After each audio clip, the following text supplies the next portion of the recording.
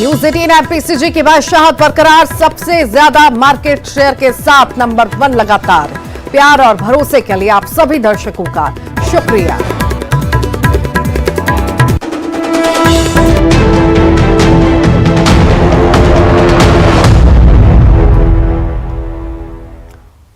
नमस्कार, बहुत स्वागत है आपका इवनिंग एजेंडा आप देख रहे हैं। मैं हूं आपके साथ ऋतु ज्ञानवानी। सबसे पहले बैतूल की बात करेंगे, जहां पर 50 फीट गहरे बोरवेल में बच्चा गिर गया है। 30 फीट की गहराई पर फंसे होने की खबर है। रेस्क्यू दल मौके के लिए रवाना हो चुका है। आठनेर ब्लॉक के मांडवी गांव की यह घटना आपको बता रहे हैं।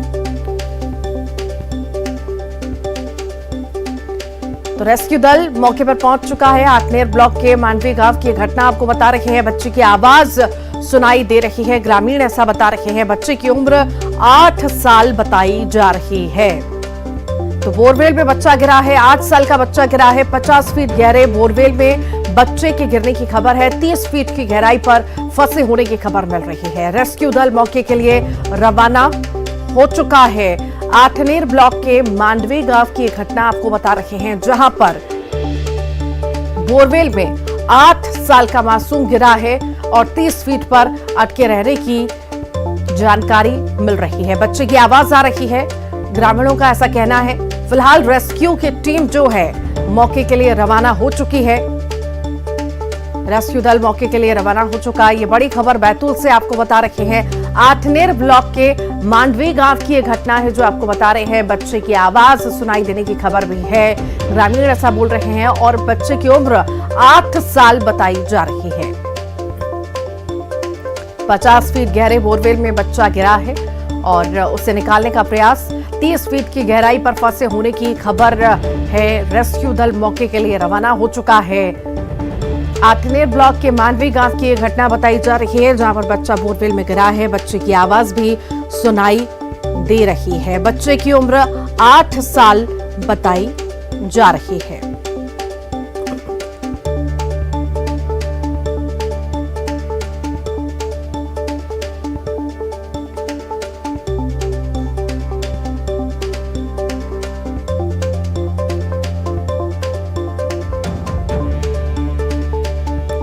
तो बोरवेल में बच्चे के गिरने की खबर है। बैतूल की खबर आपको बता रहे हैं। बच्चे की उम्र 8 साल बताई जा रही है।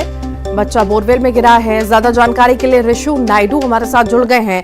ऋषु, बच्चा बोरवेल में गिरा है, आखिर रेस्क्यू टीम पहुंची, मौके पर नहीं पहुंची, क्या स्थिति, अपडेट दीजिए।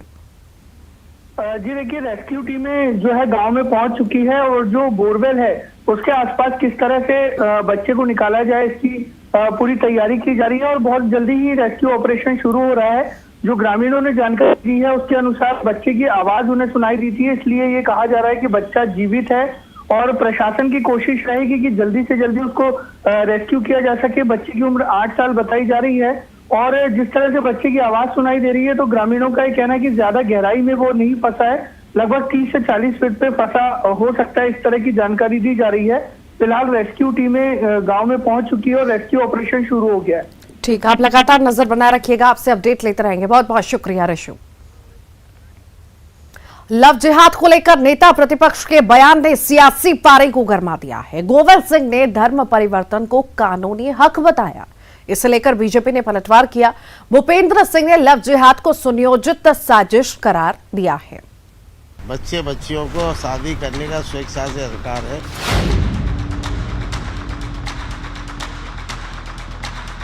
प्रदेश में लव जिहाद पर एक बार फिर से सियासत गरमा गई है। नेता प्रतिपक्ष गोविंद सिंह ने धर्म परिवर्तन को कानूनी हक बताया और बीजेपी पर माहौल बनाने के आरोप लगाए। ये भारतीय जनता पार्टी के लोग गोपनीय संविधान बना लिख रखा है, उसको लागू करने के लिए ये षड्यंत्र है, साजिश है। संविधान को समाप्त करना चाहते हैं। हम तो लगातार घूम रहे हैं, 30-35 साल से राजनीति कर रहे हैं। हमारे पास तो एक आदमी नहीं आया आज तक।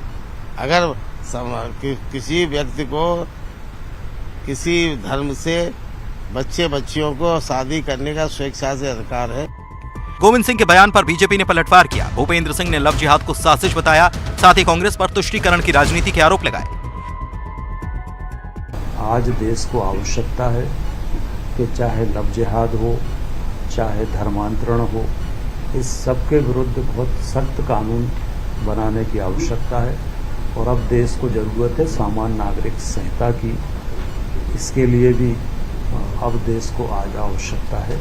लव जिहाद को लेकर प्रदेश में कानून है, साथ ही धर्मांतरण को लेकर सख्त कानून बनाने का सीएम ने ऐलान भी किया है। ऐसे में इसे लेकर आने वाले दिनों में जुबानी जंग देखने को मिल सकती है। जिहाद को लेकर सियासत गरमाई हुई है। नेता प्रतिपक्ष के बयान से सियासत गरमाई हुई है। नेता प्रतिपक्ष के बयान ने अब सियासत को गर्म कर दिया। लव जिहाद को लेकर उन्होंने बयान दिया और उस पर बीजेपी ने भी पलटवार किया है। लव जिहाद को लेकर नेता प्रतिपक्ष के बयान ने सियासी पारे को गरमा दिया है। गोविंद सिंह ने धर्म परिवर्तन को कानूनी हक बताया है और इससे लेकर बीजेपी ने पलटवार किया है। भूपेंद्र सिंह ने लव जिहाद को सुनियोजित साजिश करार दिया है।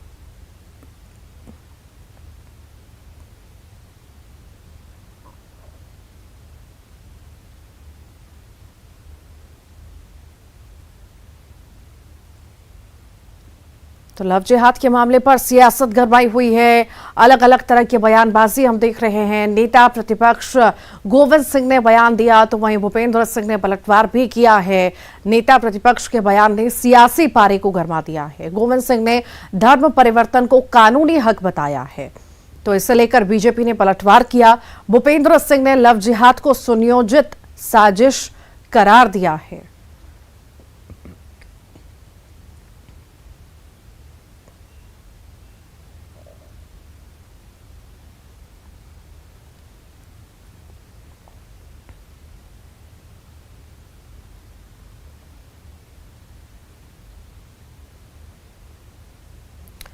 तो लव जिहाद पर सियासी संग्राम मचा हुआ है। गोविंद सिंह ने धर्म परिवर्तन को कानूनी हक बताया तो इस पर ही सियासत बढ़ गई है। भूपेंद्र सिंह ने लव जिहाद को लेकर जो बयान दिया गया गोविंद सिंह का, उस पर पलटवार भी किया है।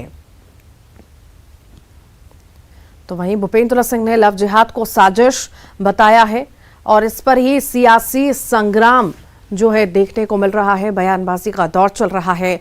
बता दें आपको, लंबे वक्त से लव जिहाद के मामले सामने आ रहे हैं और उसके बाद से ही बीजेपी मुखर है और उस पर ही कांग्रेस ने जो है ये बयानबाजी की है। ज्यादा जानकारी के लिए अनुराग हमारे साथ जुड़ गए हैं। अनुराग, लव जिहाद पर सियासत लगातार जारी है। नेता प्रतिपक्ष कह रहे हैं कि कानूनी हक है। किस तरह से देखें, मायने क्या निकालें इसके? देखिए, लव जिहाद के मामले को लेकर लंबे समय से सियासत चल रही है, लेकिन अब नेता प्रतिपक्ष गोविंद सिंह के बयान ने लव जिहाद के मामले को लेकर जिस तरीके से बयानबाजी हो रही है उसको और हवा देने का काम किया है। नेता प्रतिपक्ष गोविंद सिंह का कहना है कि किसी भी व्यक्ति को शादी करने का अधिकार है, अपना धर्म अपनाने का अधिकार है और ये कानून में प्रावधान है कि कोई भी व्यक्ति किसी भी धर्म को अपनाने का काम कर सकता है। नेता प्रतिपक्ष के मुताबिक लव जिहाद के नाम पर बीजेपी माहौल बनाने का काम कर रही है और नेता प्रतिपक्ष के इसी बयान को लेकर अब सियासत गर्म हो गई है, क्योंकि बीजेपी नेताओं ने अब नेता प्रतिपक्ष गोविंद सिंह के बहाने कांग्रेस पर हमला करना शुरू कर दिया है। बीजेपी इसे कांग्रेस के तुष्टीकरण वाली राजनीति का हिस्सा बता रही है और बीजेपी का कहना है कि लव जिहाद के मामले को लेकर मध्य प्रदेश सरकार कड़ा कानून बनाने की तैयारी में है। कई जगह से शिकायत निकल कर आई है कि आदिवासी लड़कियों को से शादी कर उनका धर्म बदलवा कर उनकी जमीन हथियाने का काम किया जा रहा है और लव जिहाद जैसे मामलों को रोकने के लिए सरकार कानून को और कड़ा करेगी। लेकिन जिस तरीके से नेताओं के बयान निकल कर आ रहे हैं और जिस तरीके से नेता प्रतिपक्ष का बयान आया है उसके बाद बीजेपी कांग्रेस पर हमलावर हो गई है। जी, बहुत शुक्रिया अनुराग जानकारी को साझा करने के लिए। कमलनाथ के राहुल से धर्म ज्ञान पर बीजेपी वालों को बहस के चैलेंज पर सियासत गर्म है। कमलनाथ की चुनौती पर सांसद प्रज्ञा ठाकुर ने पलटवार किया। हिंदुत्व के बारे में कांग्रेस सोच समझकर बोले। कांग्रेस ही अगर 9 साल के ब्राह्मण बच्चे से ही डिबेट कर ले तो हार जाएंगे।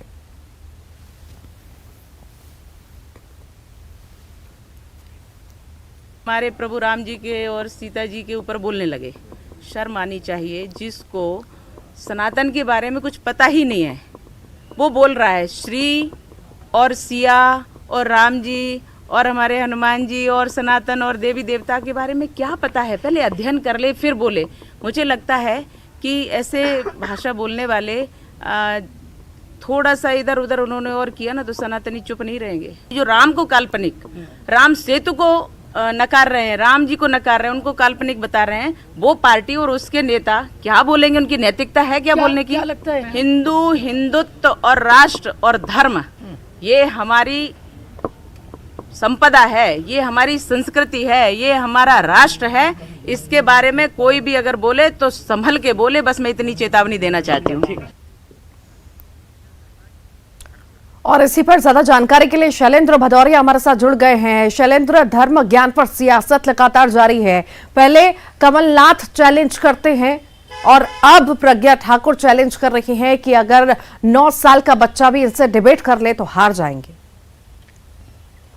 देखिए, बिल्कुल मध्य प्रदेश में 2023 में चुनाव हो और ऐसे में राहुल गांधी के या कहें कि कमलनाथ का जो बयान आया था उसके बाद लगातार बीजेपी कांग्रेस को इस मामले में घेरने में लगी हुई है। जिस तरीके से कल मध्य प्रदेश सरकार के चिकित्सा शिक्षा मंत्री विश्वास सारंग का बयान सामने आया, उसके बाद उनके बयान पर पीसी शर्मा ने पलटवार किया और आज साध्वी प्रज्ञा सिंह जो भोपाल से सांसद हैं उनकी तरफ से राहुल गांधी को चुनौती दी गई और कहा गया कि 9 साल का ब्राह्मण का बच्चा भी उनसे अधिक जानता है। इसके साथ ही उन्होंने कांग्रेस पर हमलावर होते हुए कहा कि ये वही कांग्रेस है जो राम को काल्पनिक बताती है, राम सेतु के अस्तित्व को नकारती है और अब वो सनातन धर्म की बात कर रहे हैं। तो ऐसे में उन्होंने साफ तौर पर चेतावनी भी देते हुए कहा कि सनातन धर्म के बारे में कांग्रेसियों को बात करने का कोई अधिकार नहीं और यदि बात करते भी हैं तो सोच समझ कर करें, क्योंकि जिस तरीके से उज्जैन की एक सभा में राहुल गांधी ने जय सिया राम को लेकर भी कहा था कि आरएसएस के लोग जो है वो जय श्री राम का नारा तो लगाते हैं लेकिन जय सिया राम नहीं बोलते। उसको लेकर भी तमाम जो आरोप प्रत्यारोप हैं उनका दौर जो है वो लंबे समय तक चला। चूँकि मध्य प्रदेश में चुनाव और ऐसे में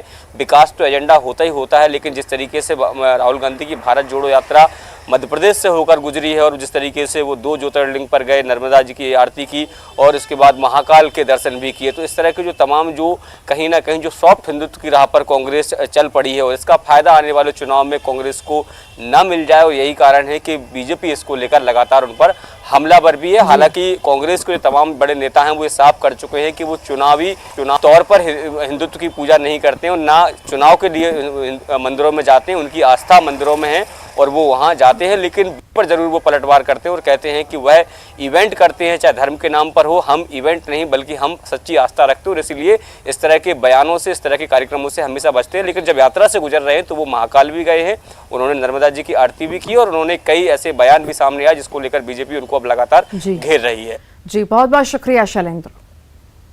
इंदौर के लॉ कॉलेज में विवादित किताब का मामला गर्माता जा रहा है। गृह मंत्री नरोत्तम मिश्रा ने कहा कि लेखिका और पब्लिशर की गिरफ्तारी के लिए टीमें बनाई गई हैं। लेखिका डॉक्टर फरहत खान की पीएचडी की डिग्री वापस लेने के लिए पत्र भी लिखा जाएगा। साथ ही जांच कमेटी भी बना दी गई है जो जांच के लिए कॉलेज पहुंची प्रोफेसर और छात्रों के बयान दर्ज किए हैं।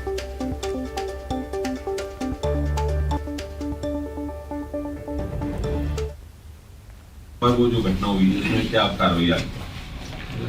आरोपी लेखिका है, क्या उनकी डिग्री को लेकर कोई वापसी को लेकर आपने कुछ शासन कुछ करने जा रहा है? उनकी गिरफ्तारियों के लिए, लेखक और प्रसारक की गिरफ्तारी के लिए पुलिस की टीमें बना दी गई हैं और जल्दी गिरफ्तारी होगी। जहां तक लेखक का सवाल है, डॉक्टर फरहत खान, इनकी भी पीएचडी वापस हो, इसके लिए जो संबंधित। तो इंदौर के लॉ कॉलेज में विवादित किताब का यह मामला है जो लगातार गर्माता जा रहा है। गृह मंत्री ने कहा है कि लेखिका और पब्लिशर की गिरफ्तारी के लिए टीमें बना दी गई हैं। लेखिका डॉक्टर फरहत खान की पीएचडी की डिग्री वापस लेने के लिए पत्र भी लिखा जाएगा। साथ ही जांच कमेटी भी बना दी गई है जो जांच के लिए कॉलेज पहुंची है। प्रोफेसर और छात्रों के बयान भी दर्ज किए हैं। तो सियासत इसमें देख रहे हैं, पर जांच कमेटी का गठन हो चुका है और कॉलेज भी जांच कमेटी पहुंची है और छात्रों के भी, प्रोफेसर के भी बयान दर्ज किए हैं। कट्टरता की किताब पर बवाल लगातार मचा हुआ है।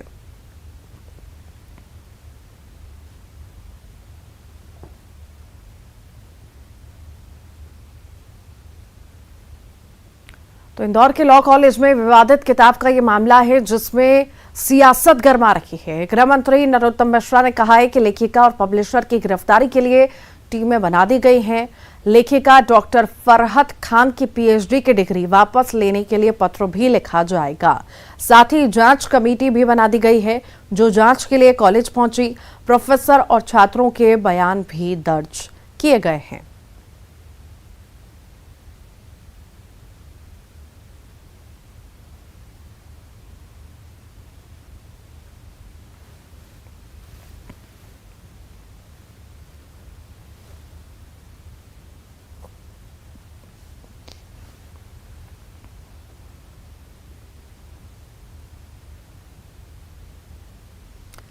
तो कट्टरता की किताब पर गिरफ्तारी की तलवार जो है लटक रही है और इस पर सियासत भी खूब हो रही है।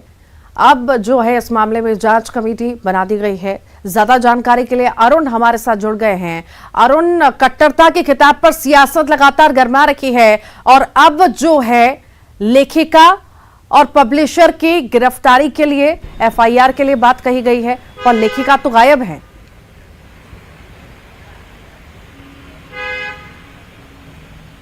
बिल्कुल, देखिए, लेखिका और इसके जो प्रकाशक है, कॉलेज के जो प्रिंसिपल हैं और एक प्रोफेसर हैं, 4 लोगों पर ये एफआईआर दर्ज की गई है।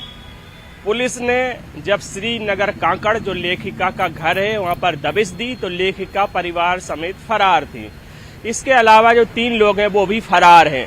तो पुलिस की कहीं ना कहीं इसमें चूक है, लापरवाही है कि इतने दिन एफआईआर हो गए 2 दिन और उसके बाद उनके घर पे दबिश नहीं दी और बहाना बनाया गया कि सीएम शिवराज सिंह का कार्यक्रम है रविवार को, उसके बाद इस मामले में कार्रवाई करेंगे। तो उनको मौका मिल गया और वो लोग फरार हो गए। अब वो लोग अग्रिम जमानत के लिए अपनी तैयारी कर रहे हैं कि अग्रिम जमानत हो जाए। मामला धार्मिक कट्टरता फैलाने का है और ये बात सामने भी आ रही है कि जो लेखिका है उन्होंने कॉलेज को केंद्र बिंदु बनाया। जो प्रिंसिपल हैं रहमान, उन्होंने इस विवादित पुस्तक, इस विवादित सामग्री को बंटवाया और एक तरह से शैक्षणिक जिहाद करने की कोशिश की। और देश में जो हालात हैं उनमें जो अशांति फैलाने की, अशांति भड़काने की छात्रों में एक तरह से कोशिश वहां पर की गई और दूसरे संगठनों से ट्रेनिंग देने की भी बात कही गई। धारा 370 कश्मीर से हटाई गई, उसके विरोध में भी बातें कही गई। लव जिहाद के बढ़ावा देने की वहां पर बातें की जा रही थी। छात्राओं को अकेले में बुलाने की बात भी कट्टरता की किताब पर लगातार तलवार जो लटक रही है। अरुण, देखने वाली बात होगी कि आखिर कब तक गिरफ्तारी होगी। मामला तो दर्ज हो गया है, टीम भी गठित हो गई है, पर इस पर एक्शन कब होता है देखने वाली बात होगी। बहुत बहुत शुक्रिया। छत्तीसगढ़ में आरक्षण विधेयक संशोधन विधेयक राजभवन में है। राज्यपाल ने अभी तक विधेयक पर हस्ताक्षर नहीं किए हैं, तो वही हस्ताक्षर नहीं करने पर मंत्री रविंद्र चौबे ने चिंता जताई। उन्होंने कहा कि 3 दिन तक विधेयक का कानूनी सलाह के लिए रुका रहना चिंतनीय है। तो वहीं बीजेपी ने इस मामले पर कहा कि संविधान के नियम, कायदे और कानून कांग्रेस पार्टी की जेब का विषय नहीं है। राज्यपाल राज्य की संवैधानिक प्रमुख है, वो जो भी करेंगी संविधान के मुताबिक करेंगी, कांग्रेस के मुताबिक नहीं।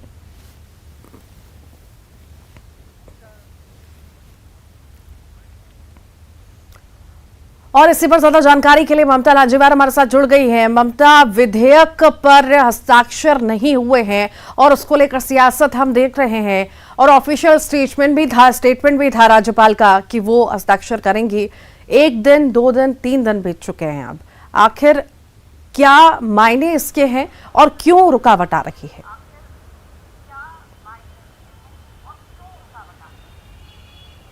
बिल्कुल, देखिए, जब विशेष सत्र नहीं बुलाया गया था, उसके पहले जब विशेष सत्र को लेकर सरकार ने ये कहा था कि 1 और 2 तारीख को विशेष सत्र बुलाया जाएगा और इसी पर जब राज्यपाल का भी रिएक्शन लिया गया था तो उन्होंने उस समय कहा था कि जैसे ही विशेष सत्र बुलाया जाएगा दूसरे ही दिन जो है वो तुरंत उस पर वो दस्तखत कर देंगी। लेकिन विशेष सत्र के बाद में अब इंतज़ार किया जा रहा है कि राज्यपाल जो है वो दस्तखत कब करेंगे। जो राजभवन से जानकारी मिली कि लगातार विधिक